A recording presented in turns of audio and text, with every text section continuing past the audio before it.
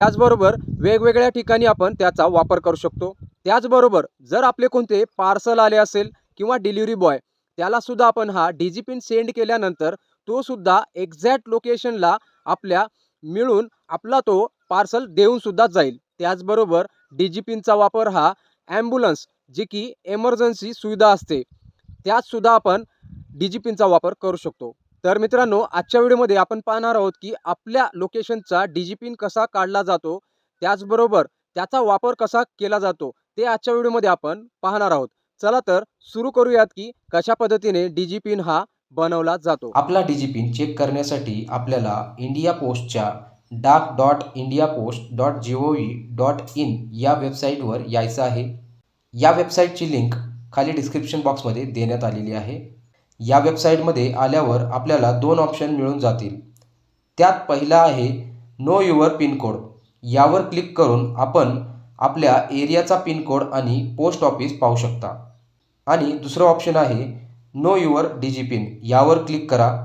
पहिल्यांदा आपल्याला इथे आपली लोकेशन विचारेल व इथे आपल्याला लोकेशन ॲक्सेसची परमिशन मागेल, तर इथं याला अलाउ करायचे आहे। त्यानंतर पहिल्यांदा इथे कन्सेंट मागेल, तर याला आपण आय कन्सेंट वर क्लिक करून घ्या। त्यानंतर आपला इथे डीजी पिन दिसेल। ज्या लोकेशनवर आपण आत्ता अवेलेबल असाल त्या लोकेशनचा डीजी पिन आपण इथे पाहू शकता।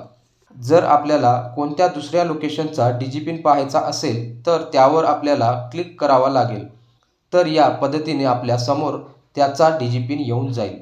डीजी पिन सोबतच आपण अवेलेबल असलेल्या लोकेशनवर आपण आपले लॅटिट्यूड आणि लॉंगिट्यूड सुद्धा पाहू शकतो। जर आपल्याला वाटलं तर आपण डीजी पिनचा QR कोड पण बनवू शकतो।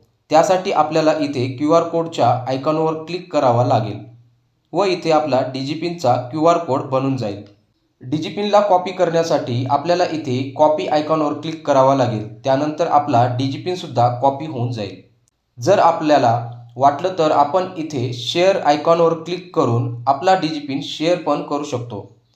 या पद्धतीने आपला डीजी पिन शेअर होऊन जाईल व कोणीही या लिंकवर क्लिक करेल तर त्याच्यासमोर या पद्धतीने आपला डीजी पिन येऊन जाईल।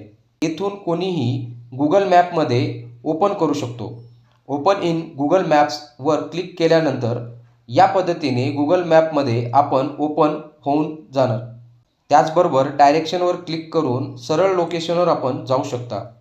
तर मग आपण या पद्धतीने डीजी पिनचा उपयोग करून आपण कोणत्याही एक्झॅक्ट लोकेशनवर आपण पोहोचू शकतो।